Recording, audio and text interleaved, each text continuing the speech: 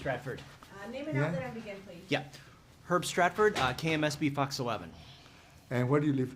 Tucson, Arizona. Aha. Good way. Yeah, very close. So, so first of all, I know there are shared experiences and there are unique experiences around what happened with you.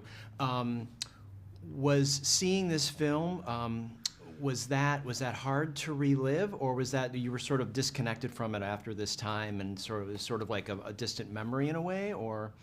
It was very emotional. I was back in the fuselage with my friends. We were talking. I had the chance to see again the ones that died, how much they did it and look it from the inside. I think this is a very powerful. It's a masterpiece of human relations and striving to get things done.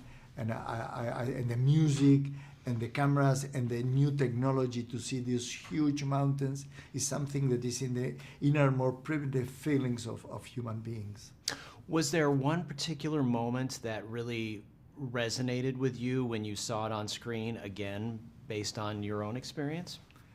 When I couldn't stop tears coming from my eyes when I see the helicopters going for the guys there. I mean, we walked with a dream out of getting help.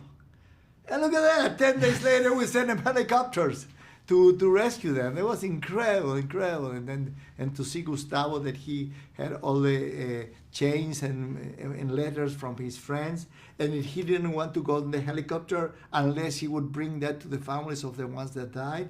I think that's the identity of the old Christians and our team and our community and many communities that are around the world trying to make things better. And how has the rest of the community of survivor families and survivors, I know that there was a screening, and did they all sort of have that same cathartic experience of seeing this story finally the way that it should be told? Well, the Nicola kids, they were left orphans. And I remember Juan Pedro was five years old, and now he's getting to be a grandfather. And it was our Christians community that took care of him to make him a good man, although the parents were there. And you know what he says?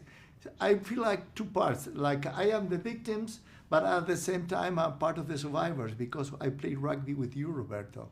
So there's a way of changing in your head the way you can face things, being a victim or being a protagonist of what life goes on. And this is a mental attitude.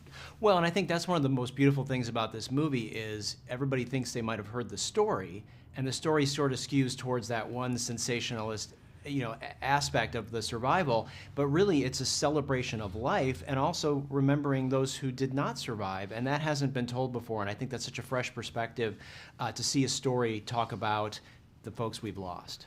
Yeah, really, if you think that eating a dead person is what makes us survive, there would be a piece of cake to get out of the Andes. It has a bigger process about how to challenge and to face challenges.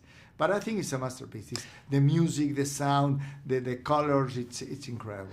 I think you're right, and that's one of the things I think is so powerful about this movie is that sound design, and I think I encourage people to see the film in a movie theater because you're not going to get that impact, but that crash and the sounds, it's also remarkable, and it's remarkable to have you here as part of this And I process. encourage people to go with the grandsons. My 4-year-old grandson said, Grandpa, I want to climb mountains and save my friends like you did.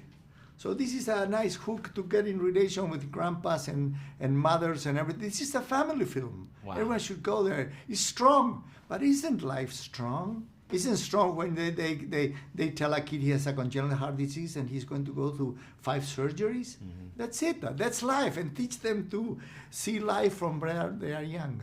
Well, it's a remarkable story, and thank you so much for being here today. Thank you for the interview. Thank you.